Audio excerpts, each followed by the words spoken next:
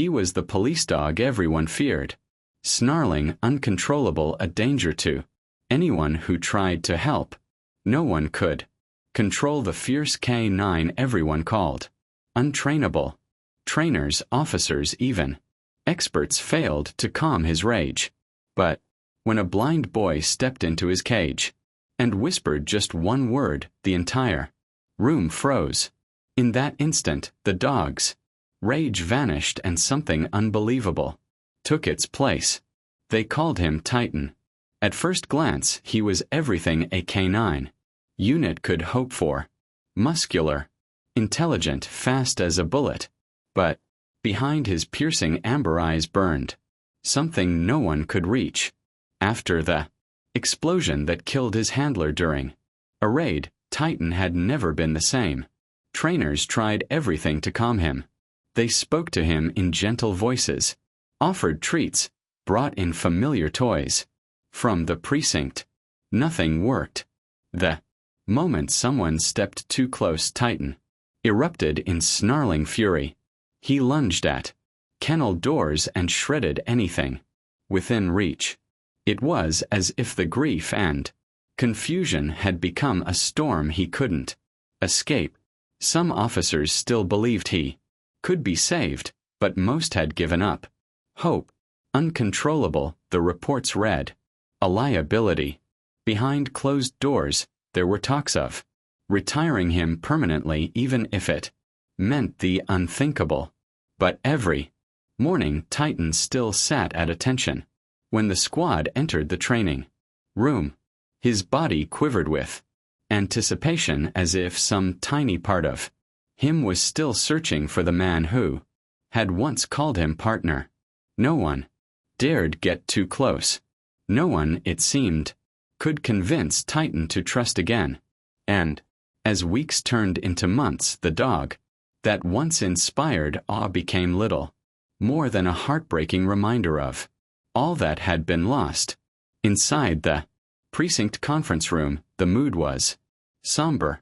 5 officers sat around a battered oak table, files spread out between paper coffee cups. Each document held the same painful truth. Titan was dangerous. No amount of training had changed that. Captain Morales rubbed a hand over his face. We've tried every handler in the region. If we can't rehabilitate him, we have to consider other options. His voice trailed off, and no one wanted to ask what those options were. Across from him, Officer Daniels shook his head. It doesn't feel right, he muttered. He saved lives. He deserves a chance. But what chance? Someone else countered. He's unpredictable. We can't risk him hurting someone. An uneasy silence settled in the room, broken only by the ticking of the wall clock. For a moment it seemed the meeting would end, like all the others, with no solution, only the heavy guilt of knowing they were failing a creature who once trusted them completely. Then a young trainer named Mara hesitated before speaking. Heard about a program, she said quietly, where therapy animals work with children who have disabilities. Sometimes the connection helps heal both. Captain Morales lifted an eyebrow. Children. Mara swallowed. Not just any children. There's a boy, Ethan. He's blind. His father was a canine officer. He has a way with dogs no one can explain. Her words hung in the air like a fragile hope. No one could imagine what a child could do that professionals hadn't. But desperation has a way of opening doors no one else dares to try. The next morning, the squad room was unusually quiet as Mara led Ethan through the doors. He was small, 4'7", with shaggy brown hair and a white cane that tapped gently against the tiled floor. Behind thick blue glasses, his sightless eyes seemed to look right through everyone, but his expression held a calmness that felt out of place. In such a tense place. 4 officers watched with skepticism as Ethan paused, just inside the doorway. He tilted his head, listening to the restless sounds coming from Titan's kennel down the hall. "Is he scared?" he asked softly. Mara blinked, startled. "Yes," she admitted. "He doesn't trust anyone anymore." Ethan nodded, his fingers brushing the braided cord of his father's old canine badge, which hung from a chain around his neck. "That's what they said about Daddy's first dog too," he murmured. "But he just needed someone to tell him he was good." The officers exchanged wary glances. This was their last chance, and it seemed impossible a child could succeed where grown men had failed. But something in Ethan's voice made them hesitate before objecting. They led him down the corridor, the air charged with apprehension. Titan was pacing behind the bars, hackles raised. His powerful body rippled with tension, his gaze locked on every move. As they stopped in front of the kennel, Ethan held out his hand, palm open and steady. "Hello, Titan," he whispered, voice clear but impossibly gentle. "I'm Ethan." For the first time in months, Titan didn't lunge. He only stared, ears flicking forward as if trying to make sense of the quiet presence standing before him. It was a beginning no one had dared to hope for. The hallway seemed to shrink around them as Ethan took a slow step closer. Titan's muscles bunched, a low growl rumbling in his chest. An officer instinctively reached for the door handle to pull Ethan back, but Mara lifted her hand, her voice barely above a whisper. "Wait." Ethan didn't flinch. He tilted his head, listening to the growl, then let out a small breath. "It's okay," he murmured, as if reassuring both the dog and himself. Inch by inch, he closed the distance, until his small hand rested flat against the cold steel bars. Titan's growl softened to a puzzled whine, his massive head lowered, nostrils flaring to take in Ethan's unfamiliar scent. The boy's fingers trembled, but he didn't pull away. Instead, he leaned forward, lips close to the gap in the kennel door. Then he whispered a word. No one could hear it at first, just the soft movement of his lips, but as he repeated it, the officers felt a chill run up their spines.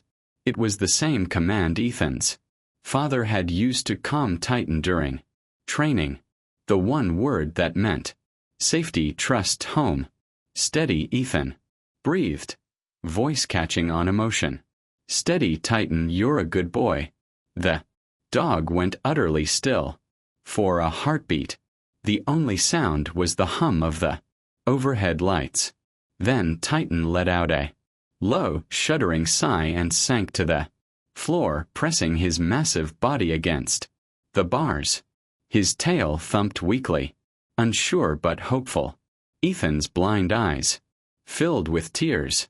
He reached through the gap, brushing warm fur for the first time. "You remember, don't you?" he whispered.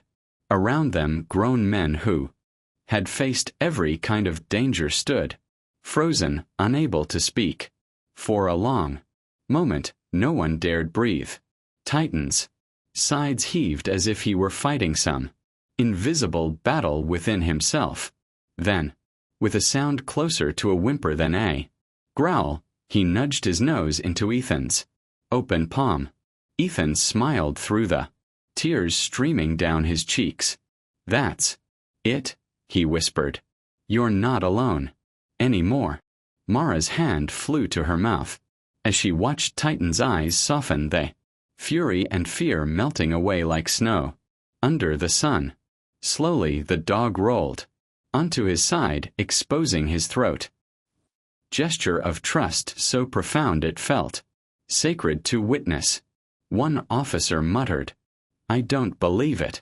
But no one could. deny what they were seeing. The dog they'd called Uncontrollable was pressing closer, trembling as if he finally dared to hope he was still worthy of love. Ethan knelt beside the kennel, his hand resting between Titan's ears. "Good boy," he said, his voice steady and sure. "You've always been a good boy." And for the first time in what felt like forever, Titan closed his eyes and let out a long, contented sigh, surrendering to the touch he'd been waiting for. After that day, everything changed. Titan was no longer the dog everyone feared.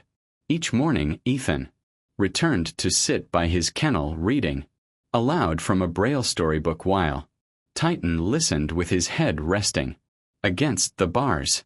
The officers watched in wonder as the dog who once lunged at every stranger now waited calmly for the boy's voice. With each visit, his tail wagged a little faster. His eyes grew a little brighter. It was as though the whispered word had unlocked something buried too deep for anyone else to reach. When the department finally held Titan's reassessment, he passed every test with a calm focus no one believed possible. The official papers were signed. Titan was ready to work again. But this time, it wouldn't be in a squad car. He had a new assignment, visiting schools and hospitals with Ethan, showing everyone that hope could rise from heartbreak. On the day Titan walked out of the precinct beside the little boy who had saved him, the entire department stood to salute. Ethan turned his face toward the sound, smiling as he rested his hand on Titan's broad neck. "Come on, buddy," he whispered. "Let's go help someone."